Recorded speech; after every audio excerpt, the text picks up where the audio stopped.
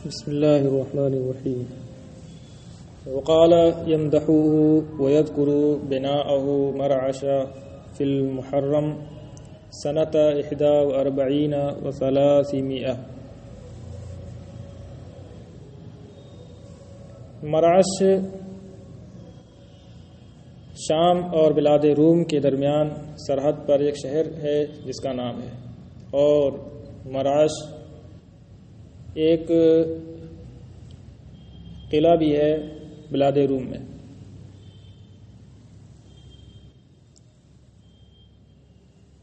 اور ابو الطیب نے اس کی تعریف کرتے ہوئے، یمدحوہ میں جو ضمیر منصوب ہے یہ لوٹ رہی ہے کس کی طرف؟ سیف الدولہ کی طرف، جو ممدوح ہے جس کی شان میں یہ قصیدہ لکھا ہے۔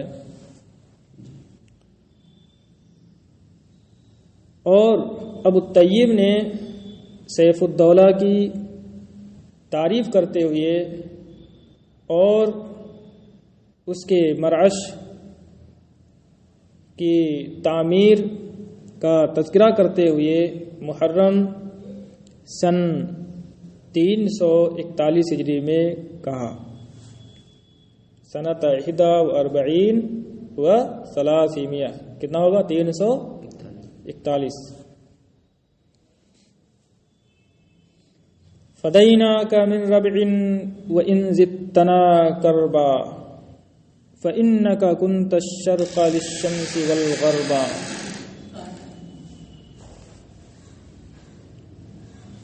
ربع کا معنی ہوتا ہے کاشانہ، گھر، حویلی، اور ربع وہ مقام جہاں موسم بہار گزارنے کے لیے جاتے ہیں۔ زیادہ یزیدو، زیادہ ہونا اور زیادہ کرنا لازم اور متعدی دونوں معنی میں آتا ہے۔ کرب کا معنی سخت رنج و غم، شرق بمعنی مشرق، اور غرب اسی کی ضد ہے، مغرب۔ ربعن یہ تمیز ہے کاف ضمیر مبہم سے، کاف جو مخاطب کی ضمیر ہے، ضمیر مبہم، اسی سے یہ کیا ہے؟ تمیز ہے، اور من زائدہ ہے۔ اے کاشان محبوب، اگرچہ تو نے ہمارے رنج و غم میں اضافہ کیا ہے، ہم تجھ پر قربان ہو جائیں۔ اے کاشان محبوب، اگرچہ تو نے ہمارے رنج و غم میں اضافہ کیا ہے، ہم تجھ پر قربان ہو جائیں، کیونکہ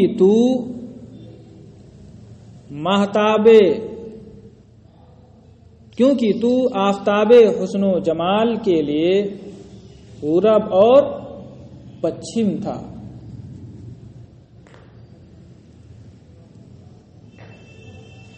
کیونکہ تو خورشید حسن و جمال، آفتاب حسن و جمال کے لیے شرق اور غرب تھا، پورب اور پچھم تھا۔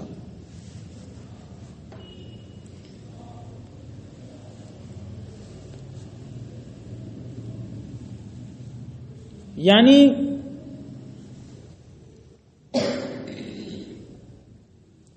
میرا محبوب، میرا معشوق اپنے دمکتے ہوئے چہرے کے ساتھ تجھ سے نکلتا تھا، گویا کہ تو اس کے لیے مشرق تھا، کہ جیسے چمکتا ہوا سورج مشرق سے طلوع ہوتا ہے۔ اور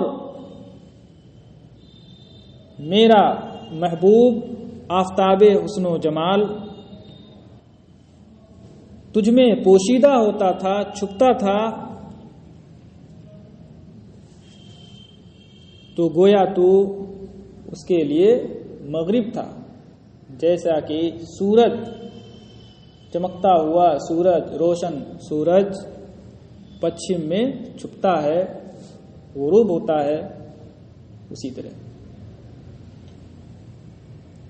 تو اس لیے ہم تجھ پر قربان ہو جائیں، اگرچہ تو نے ہمارے غم میں اضافہ ہی کیا ہے، کہ ایک تو محبوب کی جدائی کا غم اور ایک وہ کہ تو اس کے لیے مشرق و مغرب جیسا تھا اور آج تو ویران ہو گیا، تو کھنڈر کی شکل میں تبدیل ہو گیا، تو اس لیے غم بالائے غم ہو رہا ہے۔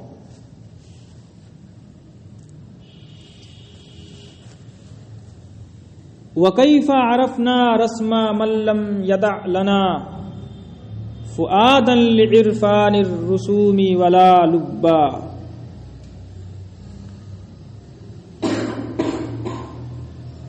عرفہ یعرف پہچاننا، رسم کا معنی نشان، اور گھر کے باقی ماندہ نشان کو بھی رسم کہا جاتا ہے۔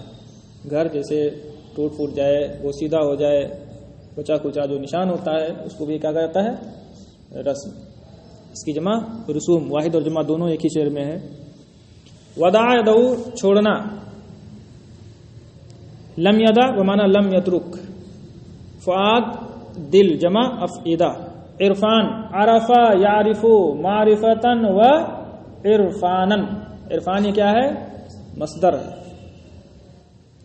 لب کمانا عقل جمع الباب،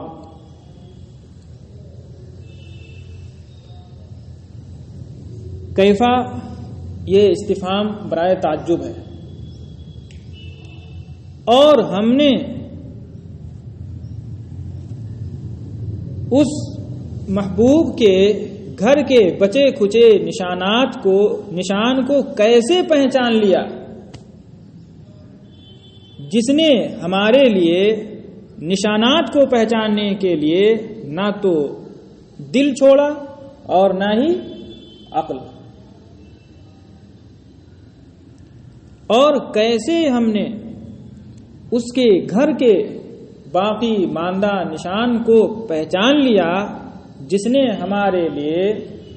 ہمارے پاس نشانات کو پہچاننے کے لیے نہ تو دل چھوڑا اور نہ ہی عقل چھوڑی۔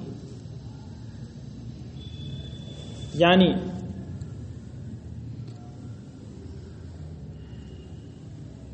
وہ محبوب، وہ معشوق کی جس کی محبت میں، جس کی محبت کی کلفت و اذیت میں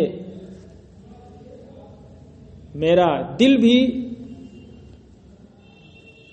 اس لائق نہیں رہا کہ کچھ سمجھ سکے، اور نہ ہی میرے پاس عقل بچی ہے، پھر بھی جب ہم اس ویران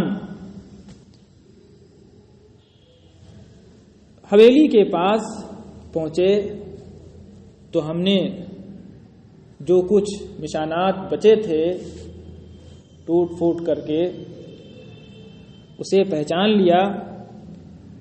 یہ تعجب کی بات ہے، کیونکہ کسی چیز کو بھی جاننے پہچاننے کے لیے، سمجھنے کے لیے دل اور عقل درکار ہے، اور ہمارے پاس تو کچھ بھی نہیں ہے، نہ تو دل ہے نہ ہی عقل، پھر بھی ہم نے اسے پہچان لیا کہ ہاں ہمارا محبوب رہ چکا تھا، یہ اسی کا کاشانہ ہے جس کے کھنڈرات ہیں، باقی ماندہ نشانات ہیں، یہ پہچان لیا، یہ تعجب کی بات ہے۔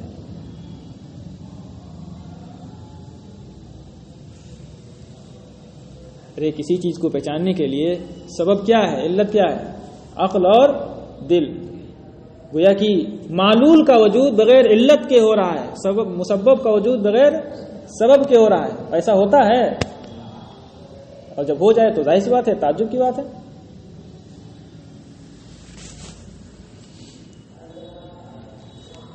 نزلنا عن الاکوار نمشی کرامتن لمن بان عنہ ان نلم به رکبا. اکوار یہ کور کی جمع ہے. کور کا معنی پالان، کجاوا.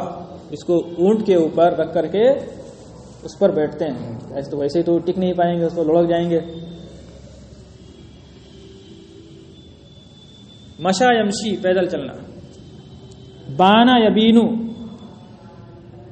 بانا بمانا بعودا دور ہونا، جدا ہونا. علما المام، علما بالمکان بمانا نازلہ کسی جگہ فروکش ہونا، قیام کرنا، اترنا. رکب یہ راکب کی جمع ہے بمانا سوار، جیسے صاحب کی جمع صحب.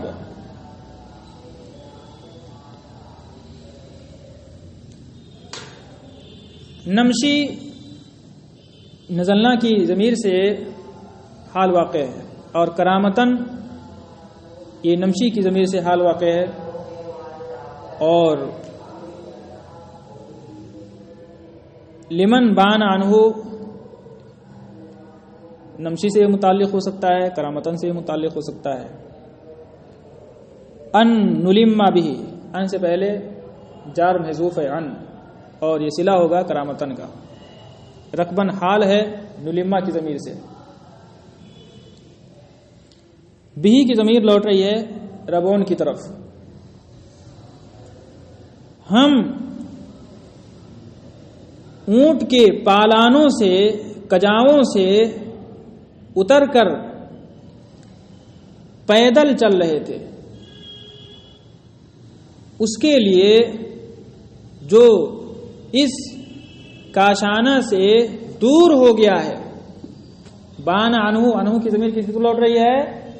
اسی ربون کی طرف. ہم پالانوں سے، کجاؤں سے اتر کر پیدل چل رہے تھے. اس کے لیے، اس محبوب کے لیے، اس یار کے لیے جو اس کاشانہ سے جدا ہو گیا، دور ہو گیا، اسے اس بات سے محترم سمجھتے ہوئے کہ ہم وہاں سوار ہو کر جائیں، سوار ہو کر فروکش ہوں، قیام کریں، اتریں. ٹھیک ہے. ہم پالانوں سے اتر کر پیدل چل رہے تھے اس یار کے لیے جو اس کاشانہ سے دور ہو گیا ہے، اسے اس بات سے محترم سمجھتے ہوئے کہ ہم وہاں سوار ہو کر اتریں، سوار ہو کر فروکش ہوں.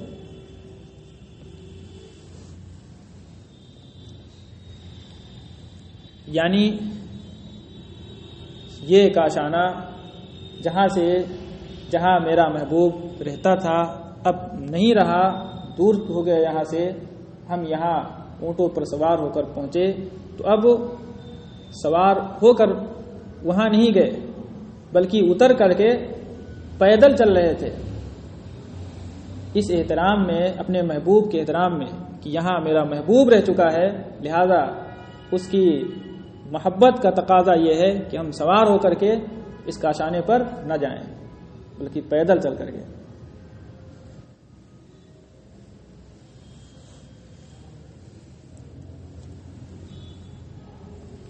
نضم السحاب الغر في فعلها به ونعرض عنها كلما طلعت عتبا. ذم یذم کا معنی مذمت کرنا، برائی کرنا.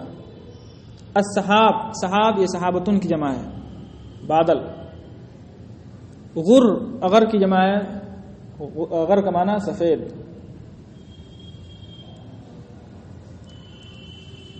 وہ جمع کہ جس کے واحد اور اس کے درمیان تا کے ذریعے فرق ہوتا ہے تو اس جمع کی صفت واحد بھی لا سکتے ہیں اور جمع بھی لا سکتے ہیں. ٹھیک ہے. لہذا السحاب الاغر بھی کہا جا سکتا ہے، اور اگر جمع لائیں تو السحاب الغر بھی صحیح. جیسے تمرتن اور تمر، تمرتن واحد ہے تا کے ساتھ، بغیر تا کے جمع. ایسے شجرن، شجرتن. ٹھیک ہے. تو تمرن طیبن بھی کہا جا سکتا ہے اور تمرن طیبتن بھی.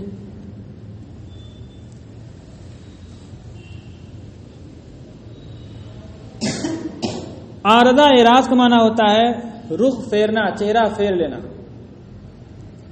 طلع یطلع طلوع ہونا. اتوا یاتبو کا معنی ہوتا ہے سرزنش کرنا، لان تان کرنا.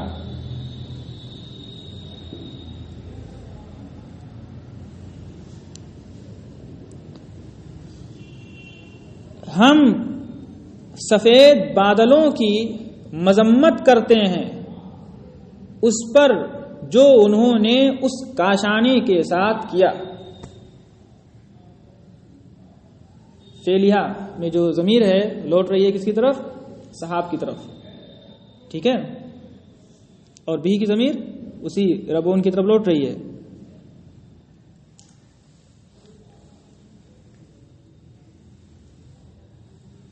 ہم سفید بادلوں کی مذمت کرتے ہیں اس پر جو انہوں نے اس کے ساتھ یعنی اس کاشانے کے ساتھ کیا، اور ان سے ہم اپنا چہرہ پھیر لیتے ہیں جب جب وہ طلوع ہوتے ہیں سرزنش کے لیے. اور جب جب وہ طلوع ہوتے ہیں، جب جب وہ اٹھتے ہیں تو ہم سرزنش کے واسطے ان سے اپنا چہرہ پھیر لیتے ہیں. یعنی یہ سفید بادل کی قید کیوں لگائی؟ اس لیے کہ سفید بادل سے زیادہ بارش ہوتی ہے. ٹھیک ہے. جو موسلا دھار زبردست بارش ہوتی ہے وہ سفید بادل سے ہوتی ہے. تو مطلب یہ ہے کہ ان سفید بادلوں نے اپنی موسلا دھار بارش سے میرے محبوب کے کاشانے کو تباہ کر دیا، اس کو کھنڈر میں تبدیل کر دیا. اس وجہ سے ہم ان بادلوں کی مذمت کرتے ہیں، اور جب جب یہ اٹھتے ہیں تو ہم سرزنش کے لیے، ان پر لان تان کرنے کے لیے ان سے اپنا چہرہ پھیر لیتے ہیں. دیکھتے تک نہیں ہے انہیں، کیونکہ انہوں نے ہم پر ظلم کیا ہے، ہمارے محبوب کے کاشانے کو تباہ کیا ہے اپنی موسلا دھار بارش سے.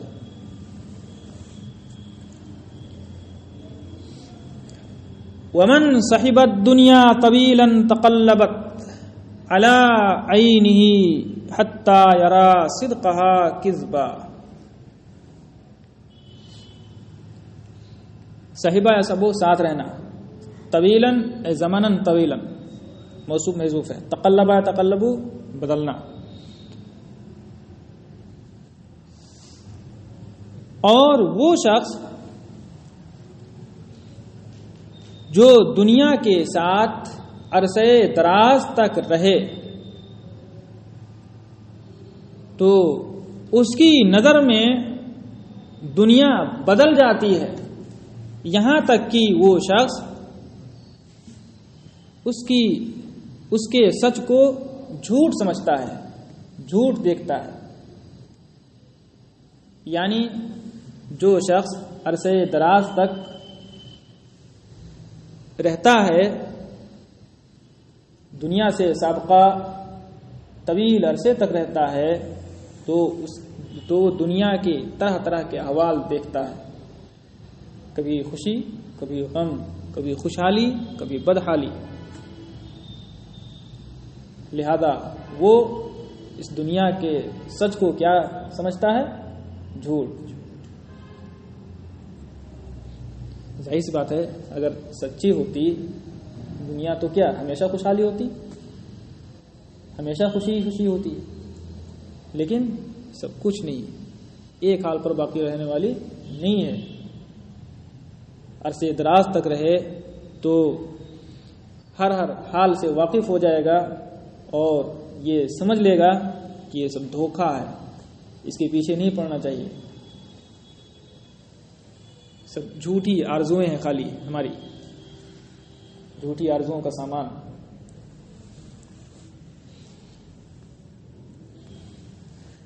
جیسا کہ یہاں ہوا، ایک وقت وہ تھا کہ جب اس کاشانے میں ہمارا محبوب رہتا تھا اور اس کی رونق اور چمک دمک کا کیا عالم تھا، جہاں ہم آتے تھے، مشاہدہ کرتے تھے، خوشنما منظر ہوتا تھا. آج کیا ہے؟ کچھ بھی نہیں، سب ویران ہو گیا، ختم ہو گیا.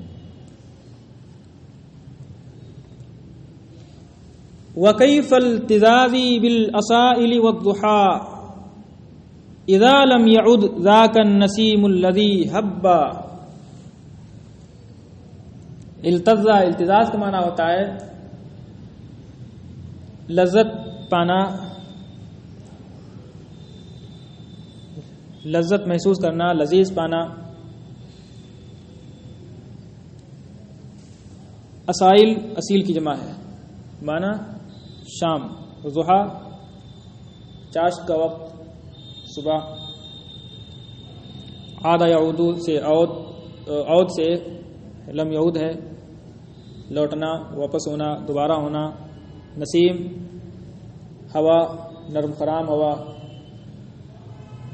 حبا یحبو ہوا چلنا، حبت الریح ہوا چلنا.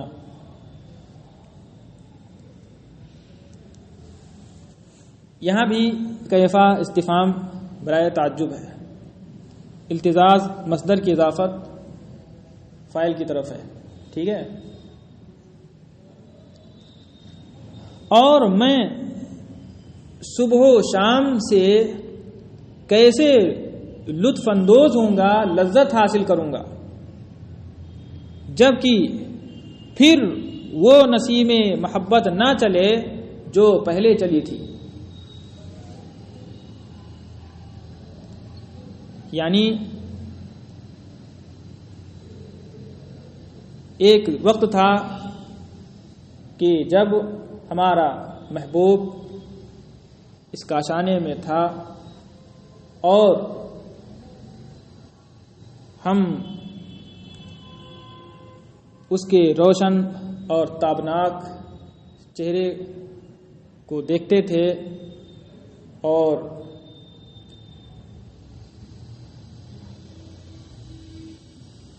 خوشنما اور دلکش منظر ہوتا تھا.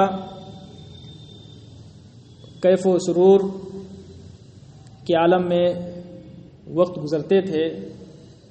صبح شام سے لذت حاصل کرتے تھے. صبح شام ان خوشنما مناظر سے. اب جب کہ وہ محبوب نہیں رہا، وہ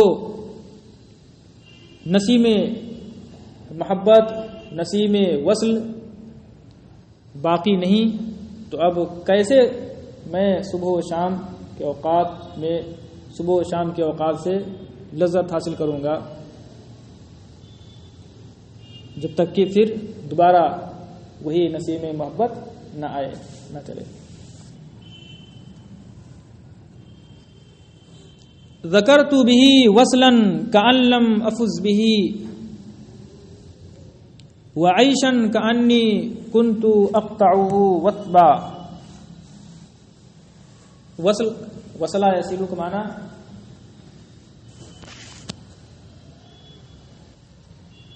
وصل معنی ملاقات ہے. یہاں پر وصلہ یصل وصول پہنچنا، وصل معنی ملاقات. فاز یفوز فوز کامیاب ہونا، اور عیش عاش یعیشو زندگی کو بسر کرنا، زندگی گزارنا. عیش بمعنی زندگی. قطع یقطع کا معنی کاٹنا، اور قطع طریق یا مسافہ راستہ طے کرنا.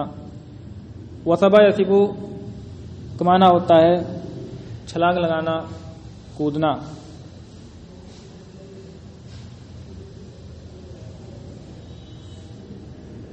بھی کی جو ضمیر ہے یہ لوٹ رہی ہے اسی ربع کی طرف، ٹھیک ہے. اور دوسرا جو بھی ہے لم افز بھی، اس کی ضمیر لوٹ رہی ہے وصل کی طرف. میں نے اس کاشانے کے ذریعے ایک وصل اور ایسی ملاقات کو یاد کیا، گویا کہ وہ اور وہ اتنی مختصر تھی کہ گویا کہ میں اس سے شاد کام ہی نہیں ہوا. اس کاشانے، اس حویلی کے ذریعے مجھے ایسی ملاقات یاد آئی گویا کہ میں اس سے شاد کام ہی نہیں ہوا. ٹھیک ہے، وہ لفظ ترجمہ. اب کیوں ایسا لگ رہا ہے؟ اس لیے کہ وہ ملاقات بہت مختصر تھی، بہت معمولی وقت کے لیے تھی. اس کے ذریعے مجھے ایسی محبوب کی، معشوق کی ایسی ملاقات یاد آئی جو اتنی مختصر تھی گویا کہ میں اس سے شادکام ہی نہیں ہوا. اور اس کے ذریعے مجھے ایسی زندگی یاد آئی جو اتنی معمولی تھی گویا کہ میں نے اسے چھلانگ لگا کر کے طے کیا. اس بات تو یعنی یہاں کنایا کیا ہے بہت مختصر معمولی کا. جیسے کوئی مسافت ہو تو چل کر کے جائیں تو زیادہ ٹائم لگے گا، ایک بارگی اچھل کر کے پہنچ جائیں چھلانگ لگا کر کے تو اور جھپتے طے ہو جائے گا. مراد یہ ہے کہ محبوب سے ملاقات کا جو وقت تھا بہت معمولی تھا، جو اتنی جلدی، جو اتنی معمولی تھا، اتنا کم تھا، مختصر تھا گویا کہ میں، اور ایسا لگتا تھا کہ مجھے ملاقات نصیب ہی نہیں ہوا. اور اس سے ایک ایسی خوشحال زندگی یاد آئی، وہی ملاقات والی، وصل والی، جو اتنی مختصر تھی کہ ایسا لگتا ہے کہ میں نے اسے چھلانگ لگا کر کے طے کیا ہو.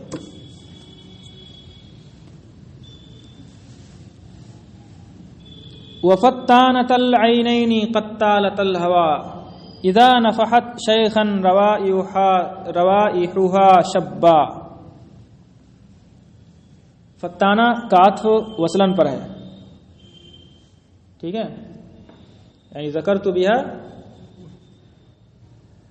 به فتانت العینین. نفحا ینفحو، خوشبو پھیلنا، نفحت طیب، خوشبو پھیلنا. یہاں یہ تو لازم ہوتا ہے لیکن یہاں معنی اصابہ کو متضمن ہے، اس لیے متعدی استعمال ہوا ہے. شیخن مفعول ہے نفحات کا.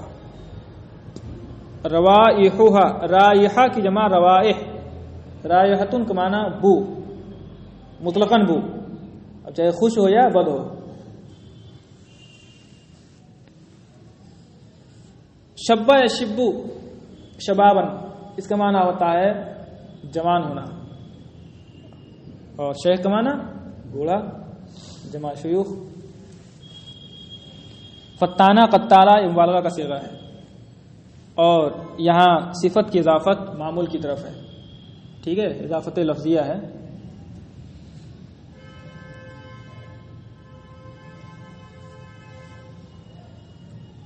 اور اس کاشانے کے ذریعے، اس کاشانے کو دیکھ کر مجھے ایسی حسینہ یاد آئی کہ جس کی آنکھیں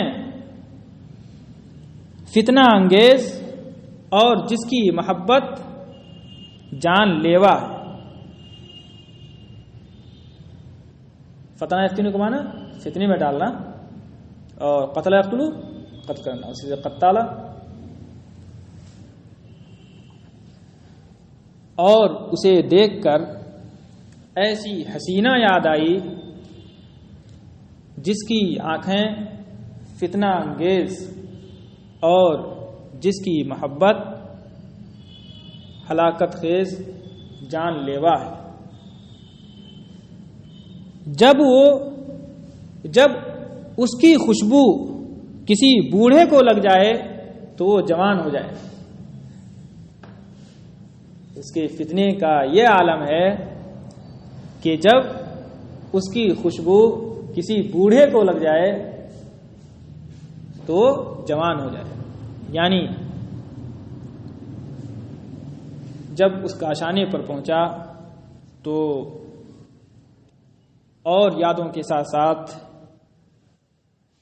ایک حسینہ کی بھی یاد آئی جو نہایت حسین و جمیل، خوبصورت، تابناک چہرے والی. اس کی محبت قاتل جان لیوا ہلاکت خیز، جو اس کی محبت میں گرفتار ہو جائے کبھی اس سے نجات نہ پائے. اور ایسی حسین و جمیل اس کے حسن و جمال کا یہ عالم کہ اگر اس کی خوشبو کسی بوڑھے کو لگ جائے تو اس کے اندر بھی جوانی کے جذبات بیدار ہو جائے، وہ بھی جوان ہو جائے.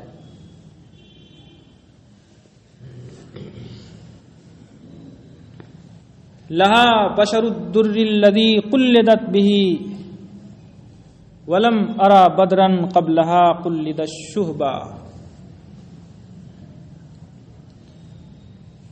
بشر کا معنی ہوتا ہے جلد، چمڑا، کھال. در کا معنی موتی. قلدہ یقلدو کا معنی ہوتا ہے ہار پہنانا، قلادہ پہنانا. اور بدر کا معنی ماہ کامل، 14ویں کا چاند. قبلہ میں جو ضمیر ہے لوٹ رہی ہے اسی مرا کی طرف، جس کی صفت فتانہ قتالہ ہے. اور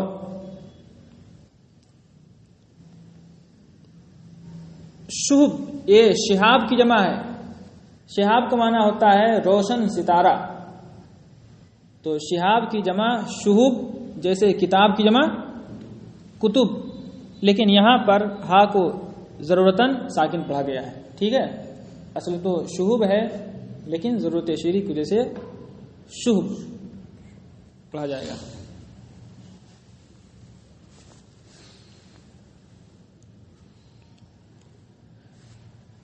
لہا محذوف سے متعلق خبر ہو کر خبر مقدم اور بشر مبتدا مؤخر ہوگا.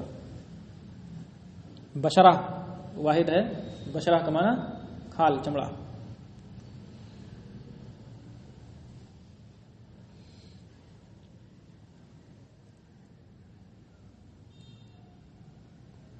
اس کی جلد اس موتی کی طرح چمکدار ہے جس کا اسے ہار پہنایا گیا ہے.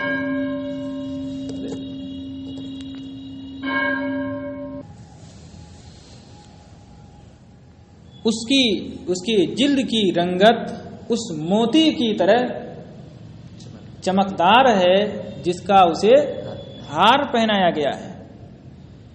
اور میں نے اس سے پہلے کسی مہ کامل کو نہیں دیکھا کہ جسے ستاروں کا ہار پہنایا گیا ہو.